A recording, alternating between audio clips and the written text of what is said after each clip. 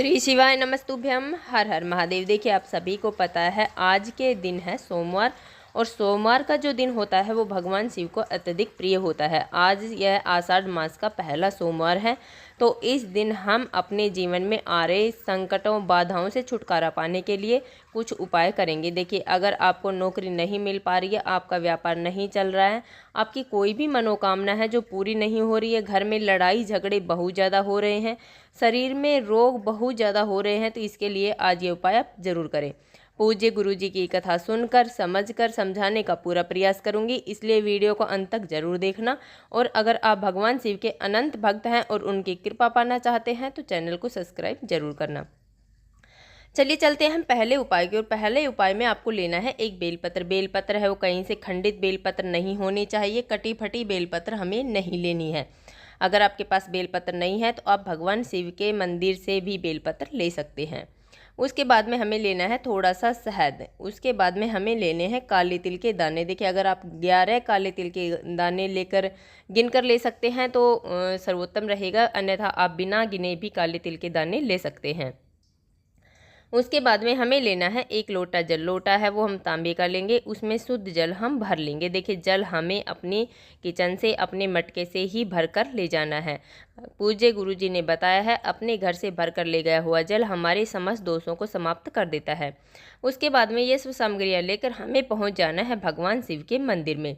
वहाँ पर जाने के बाद में सबसे पहले जो हमारे पास काले तिल के दाने हैं, उन काले तिल के दानों को हमें लोटे के अंदर डाल लेना है, श्री शिवाय नमस्तुभ्यम का जाप करते हुए। उसके बाद में हमारे पास जो एक बेलपत्र है, बेलपत्र की बीच वाली पत्ती पर हमें अपने सीधे हाथ से अनामिका उंगली से ओम लिख देना है शहद से, और दोनों पत्तियों पर नमः शिवाय हमें लिख देना है। और वह एक बेलपत्र हमें लेनी है और लेकर हमें भगवान शिव के शिवलिंग पर श्री शिवाय नमस्तुभ्यम का जाप करते हुए समर्पित कर देनी है। देखिए, उसके बाद में हमारे पास जो एक लोटा जल है, उस एक लोटे जल को हमें भगवान शिव के शिवलिंग पर श्री शिवाय नमस्तुभ्यम का जाप करते हुए धीरे धीरे समर्पित कर देना है। देखिए, जो जल हमने समर्पित किया है वह बहता हुआ भगवान शिव के शिवलिंग से बहता हुआ जलाधारी की तरफ आएगा। उसे हमें थोड़ा सा झेल लेना है और अपने नैनों पर, अपने कंठ पर, अपने मस्तक पर उसे लगा लेना है और अपने ऊपर उसे छींट लेना है। देखिए, बहुत ही छोटा सा उपाय है परंतु बहुत ही अचूक उपाय है। इस उपाय को आप सुबह से लेकर शाम तक, रात्रि तक आप कभी भी कर सकते हैं। चलिए चलते हम दूसरे उपाय की। और दूसरा जो उपाय है वह बीमारियों से मुक्ति के लिए है। अगर आपके शरीर में बहुत ज़्यादा बीमारियां हो रही है तो सोमवार के दिन आप ये उपाय जरूर करें। आपको लेना है एक लोटा जल। लोटा है वो हम तांबे का लेंगे, उसमें शुद्ध जल हम भर लेंगे। उसके बाद में हमें लेनी है एक बेलपत्र। बेलपत्र है वो कहीं से खंडित बेलपत्र नहीं होनी चाहिए, कटी फटी बेलपत्र हमें नहीं लेनी है। उसके बाद में हमें ये दोनों सामग्रियां लेकर पहुंच जाना है भगवान शिव के मंदिर में।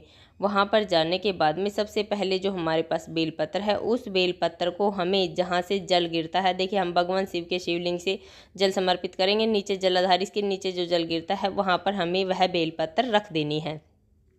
उसके बाद में हमारे पास जो एक लोटा जल है, उस एक लोटे जल को हमें भगवान शिव के शिवलिंग पर श्री शिवाय नमस्तुभ्यम का जाप करते हुए और हाटकेश्वर महादेव का स्मरण हमें करते हुए वह एक लोटा जल हमें समर्पित कर देना है।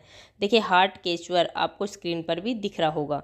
उसके बाद में वह एक बेलपत्र हमें प्रार्थना कर कर बाबा से मांग कर ले आनी है, और हमें उस बेलपत्र की एक पत्ती को हमें सोमवार वाले दिन, दूसरी पत्ती को मंगलवार वाले दिन और तीसरी पत्ती को हमें बुधवार वाले दिन हमें खा लेना है। इस प्रकार यह उपाय रोग मुक्ति के लिए सर्वोत्तम उपाय है।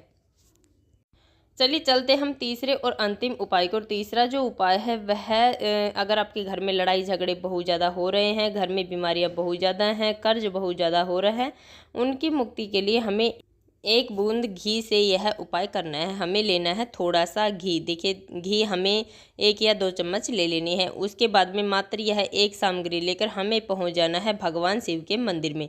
वहां पर जाने के बाद में देखिए, हमें आपको बता दें, यह उपाय आप सुबह भी कर सकते हैं और शाम को भी कर सकते हैं, परंतु प्रदोष काल में आप इस उपाय को करेंगे तो सर्वोत्तम रहेगा। प्रदोष काल का समय है सूर्यास्त से 45 मिनट पहले और सूर्यास्त के 45 मिनट बाद का समय प्रदोष काल का समय माना जाता है। देखिए, उसके बाद में हमें अपने सीधे हाथ की अनामिका उंगली में वह घी हमें लगा लेना है और उस घी का लेपन हमें माता अशोक सुंदरी वाले स्थान पर कर लेना है। देखिए आपको स्क्रीन पर भी दिख रहा होगा, अच्छे से हमें माता अशोक सुंदरी वाले स्थान पर उस घी का लेपन कर देना है। उसके बाद में हमें उस घी को, उस उंगली को हमें कहीं पूछना नहीं है। उस उंगली के जो हमें घी लग रहा है उसे लेकर हमें आ जाना है अपने घर, और अपने घर आने के बाद में हमें अपने मेन जो दरवाज़ा होता है, जो गेट होता है, उस पर एक बिंदी हमें इस घी की लगा देनी है।